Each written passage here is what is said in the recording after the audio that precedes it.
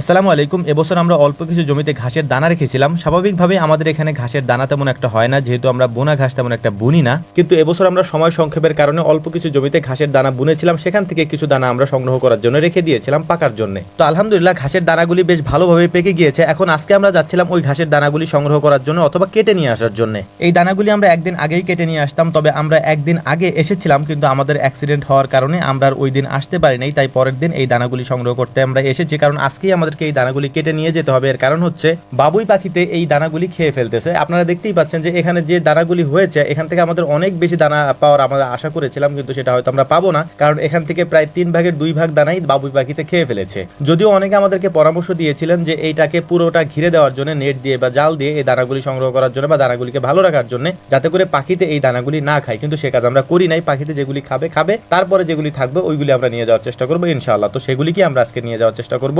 যদিও আমাদের একটু লস হবে, তারপরেও পাখিকে মানে এভাবে জাল দিয়ে আটকিয়ে তারপর পাখিগুলিকে মারার পক্ষে আমরা না, যেহেতু আমরা পশুপ্রেমী মানুষ, এ কারণে এই কাজ আমাদের দ্বারা হবে না ইনশাআল্লাহ। তবে দানাগুলি কাটার সময় আমরা একটা জিনিস লক্ষ্য করলাম, সেটা হচ্ছে যে বাবুই পাখিতে এটার আসলে আমরা বলেছিলাম 2/3 খেয়ে ফেলেছে হয়তো, কিন্তু দেখলাম যে এখানে অল্প কিছু দানা অবশিষ্ট আছে, কয়েকটার মধ্যে অল্প কিছু দানা হতে পারে, আর বাকিটা সবই বাবুই পাখিতে খেয়ে ফেলেছে। যদি আমরা এর আগে একটু আগে কাটতে চেয়েছিলাম, কিন্তু বৃষ্টির কারণে বা আবহাওয়া খারাপ থাকার কারণে দানাগুলিকে আমরা সংগ্রহ করতে পারিনি। তারপর আলহামদুলিল্লাহ যে কয়টা দানা এখান থেকে হয়, সেগুলি দিয়ে পরবর্তীতে এই জমিতে অথবা পাশের জমিতে চাষ দিয়ে তারপর সেখানে আমরা বুনে দেওয়ার চেষ্টা করবো ইনশাআল্লাহ। তো যাই হোক, সকালে খাওয়া দাওয়া করে না আসার কারণে বাজার থেকে হালকা নাস্তা নিয়ে এসেছি। খাওয়া দাওয়া করে তারপর বাকি কাজ আমরা সেরে ফেলবো এখানে, কারণ আমাদেরকে এখানে যে ঘাসগুলি আছে মানে অবশিষ্ট যে ঘাসের গাছগুলি থাকবে সেগুলিও কেটে ফেলতে হবে, কারণ আশেপাশে দেখতেই পাচ্ছেন যে আমাদের যে বাকি ঘাসগুলি আছে মানে এগুলির সাথে যে ঘাসগুলি কাটা হয়েছিল ওই ঘাসগুলি আলহামদুলিল্লাহ অনেক বড় হয়ে গিয়েছে। তাই এই ঘাসগুলিকে আমরা কেটে দিচ্ছি, যাতে এই ঘাসগুলি আলহামদুলিল্লাহ একটু তাড়াতাড়ি বড় হয়ে যায়, যাতে আমরা এগুলিকে কেটে নিয়ে যেতে পারি। কারণ সামনে যেহেতু বৃষ্টির মূল সিজনটা এখনো পর্যন্ত রয়ে গিয়েছে, আষাঢ় মাস মাত্র শুরু হলো,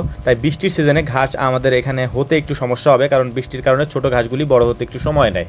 তো আলহামদুলিল্লাহ দানাগুলি আমরা আগে কেটে ফেলেছি, তারপর এগুলিকে বস্তাবন্দি করে বাকি যে ঘাসগুলি এখানে আছে সেই ঘাসগুলি আমরা নিয়ে যাব। যদি এগুলো গুরুত্বে খাবে কিনা আমরা জানি না, তবে নিয়ে ট্রাই করে দেখবো। যদি খায় তো খেলো, আর না খেলে এগুলিকে আমাদেরকে ফেলে দিতে হবে, কারণ এই ঘাস হয়তো আমরা খাওয়াইতে পারবো না। আমাদের এখানে পর্যাপ্ত পরিমাণে কাঁচা ঘাস এখন আছে, তো আমরা সেইগুলিই হয়তো ওদেরকে দিতে পারবো ইনশাআল্লাহ। ঘাসগুলি কাটা শেষ করার পর আমরা এই বস্তাগুলিকে নিয়ে যাচ্ছিলাম ভ্যানের দিকে। ভ্যানের উপরে এই বস্তাগুলিকে সাজিয়ে রেখে বাকি যে ঘাসগুলি আছে মানে এখানতে অবশিষ্ট যে ঘাসগুলি আছে মানে ঘাসের গাছগুলি আছে, সেগুলিকে আমরা আরেকটা ভ্যানের মধ্যে লোড দিব।